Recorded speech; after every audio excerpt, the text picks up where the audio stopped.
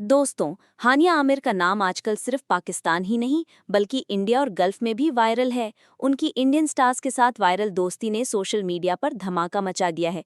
चलिए शुरू करते हैं उनके पहले इंटरैक्शन से, जो फैंस के लिए एक नया सरप्राइज थे। हानिया आमिर ने सबसे पहले इंडियन सिलेब्स के साथ दोस्ती सोशल मीडिया पर हाईलाइट की थी।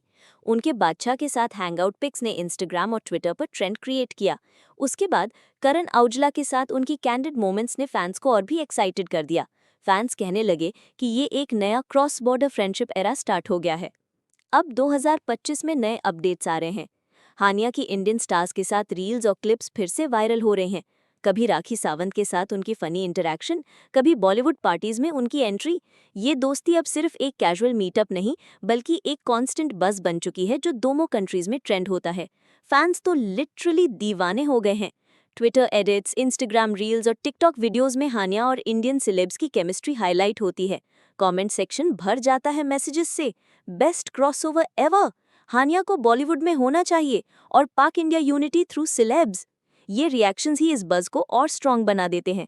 पाकिस्तानी और इंडियन मीडिया आउटलेट्स ने भी इस वायरल फ्रेंडशिप को कवर किया। हेडलाइंस आईं, हानिया आमिर एंड बादशाह स्पॉटेड टुगेदर।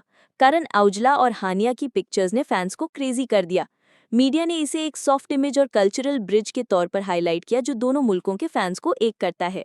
दोस्तों, अब सबसे बड़ा सवाल ये है कि हानिया आमिर की ये वायरल दोस्ती उन्हें बॉलीवुड प्रोजेक्ट्स तक ले जाएगी। क्या हम उन्हें 2025 या 2026 में किसी इंडियन फिल्म या म्यूजिक वीडियो में देख पाएंगे? अपना ओपिनियन ज़रूर कमेंट्स में शेयर करें, क्योंकि फैंस की आवाज़ ही ट्रेंड बनाती है। मिलते हैं अगले वीडियो में एक नए बज़ के साथ। बाय।